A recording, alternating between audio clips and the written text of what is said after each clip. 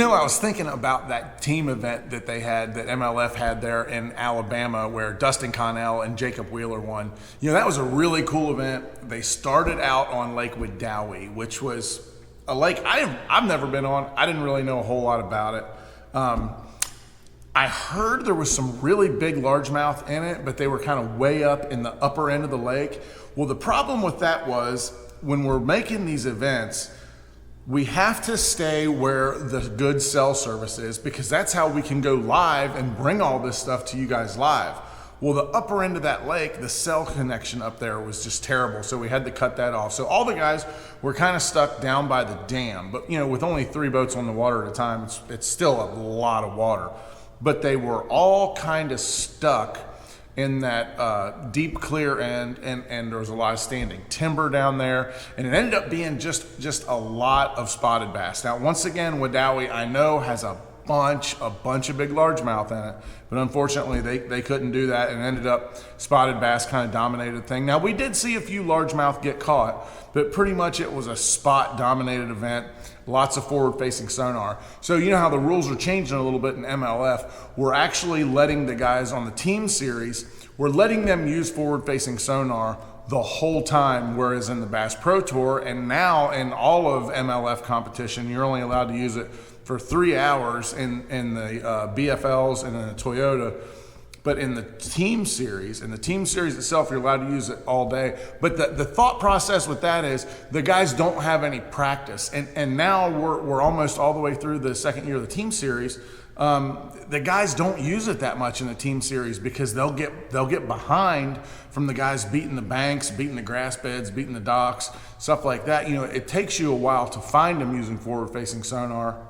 But once you find them, you can catch them fast. The problem is, it takes a while to find them, and the guys that are beating the bank, a lot of times, when you don't have any practice, those guys are just going to beat you. Well, that's what's been happening in the team series. I think that's one of the reasons why so many people like to watch it, because they don't use forward-facing sonar all the time, even though they're allowed to use it all the time.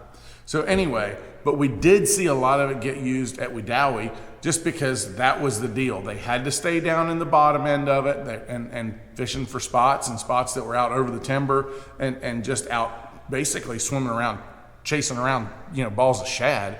That's what they had. So then when they moved up to Lake Weiss, got up there, water's a little bit dirtier, there's a lot more shallow water cover, and they had pretty much most of the lake available to them. Some of the guys, once they got there, they tried using forward-facing sonar a little bit, and there was a few fish caught with forward-facing sonar, but you saw a lot of those guys try to take that forward-facing sonar and run to the bridges and shine that beam around those bridges and do stuff like that. And man, it quickly started, being pretty evident that wasn't working. Like, that's not happening. So it was the guys that ended up getting back in the backs of some of those creeks. There was a really good largemouth bite on Weiss back in some of those creeks. I mean, back, where it got real shallow. We saw Takahiro and Dean Rojas, or Taka Rojas as we like to call that team. We saw them go back. They were in last place. Now, once again, only 3 on the water a day, but they were in last place. They went back in the back of this creek.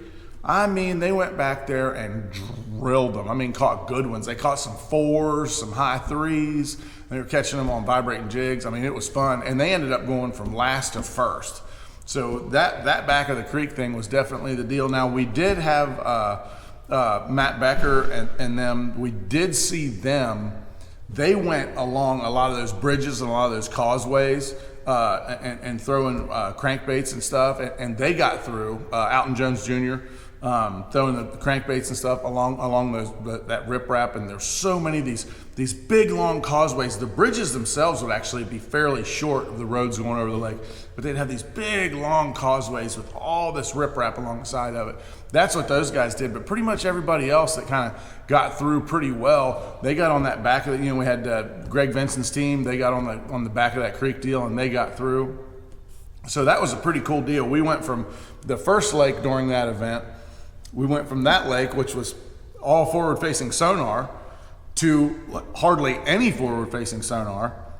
And then, so now we got our championship round set. And that's when it was pretty cool, because the first 2 lakes, when you see Jacob Wheeler and Dustin Connell on there, and you think, It's like Connell wins like every big tournament in Alabama. It seems like the last couple of years. Like the dude's a freaking hammer. Like he's really good. But anyway, when you see them, you think they're going to dominate. Well, they got through, but I mean, you know, that semifinal round, you know, at Weiss, I mean, they got through, but it wasn't a big dominating performance. And then when we went to Logan Martin, that's a lake that Connell had a lot of experience on. He really hadn't had a lot of experience on Wedowi and on Weiss. And he actually said that he had never even been to those two places before. He said it was the only two lakes in Alabama that he hadn't been to. So, hey, that shows you one thing right there. But when we showed him Logan Martin for the championship round, he had been there before. He had been there a bunch before. Knew a lot about that place. But here's the thing that was interesting to me. So Wheeler and Connell, they go out and they start targeting spotted bass, and they're using forward-facing sonar, and they go through spurts where they'll find some, and the spots are moving a lot, and they're kind of out over 12 or 14 or 16 feet of water. They're moving around. They'll get in there and they'll snipe a couple real quick out of a school, and then they kind of lose the school. They move around. Then all of a sudden they'd kind of relocate them again. They'd snipe a couple out of them again. And it was really interesting to see them guys do that. And then we saw the team, Greg Vincent and them, that they really never got it going. You know, I think Greg's got a lot of experience on Logan Martin, and he just never kind of got in his groove. But the team of Takahiro and Rojas, they didn't really get anything going either until right at the end of the day. They got back in this creek, and they started catching big largemouth. I mean, big ones, like 4-pounders. I don't know if they had a 5 or not. I don't remember exactly. But they had some 4-pounders, a bunch of 3s. Like, they were catching big ones. Where Connell and Wheeler, they're out there using forward-facing sonar. And I know a lot of lakes before you say, well, we catch largemouth on our forward-facing sonar, or we've caught largemouth on Logan Martin on forward-facing. Dude, bro, I know you have, for sure. There's no doubt about it. But that week, that day, when they were there, it really seemed like the largemouth were back in the creeks, the bigger largemouth were back in the creeks, but those big schools of spotted bass were out in the mouths of the creeks or out in those bays. Nobody was really fishing on the main river channel. But Wheeler and Connell, they were just back in the mouths of the creeks, just back in some of the bays, off of that main river channel. And I think I know that's where all those spotted bass were. And they caught enough, DC and Wheeler, you know, they won the event, and they won it forward-facing sonar on the spotted bass. But I think if that would have been a different format tournament, that largemouth stuff would have really been the deal, because Rojas and Takahiro, they're in the back of a creek, big flat in the back of a creek, and there's just a bunch of bait back there, and they're just throwing everywhere. They're just throwing out in the middle, throwing towards the bank. Didn't matter, and just every 20 minutes or so, they just pull into a big one. Takahiro's throwing, of course, he's throwing a vibrating jig because that's what he throws. So he throws all the time. He doesn't care. I think it's awesome. He just goes out there and throws it, and he knows it. I don't remember exactly what Rojas was throwing. Might have been a lipless crankbait or something like that.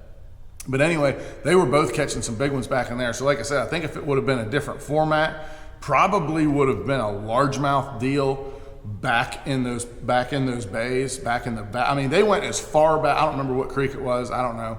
But they went as far back in there, and it was just a big, like 2 or 3 foot deep flat back there, and you could see the shad just flickering around everywhere. But that's definitely where those bigger fish were.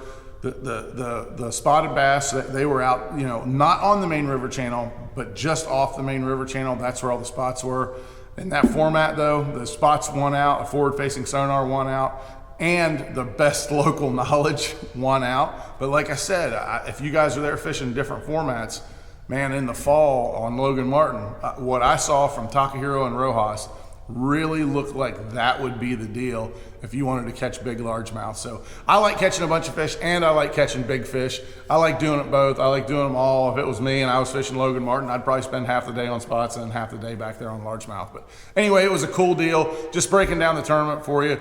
It's going to be a good time. Looking forward to next season and the Bass Pro Tour for 2026, starting out of Guntersville. We're going to Table Rock for Red Crest. I think that's going to be awesome too. So stay tuned.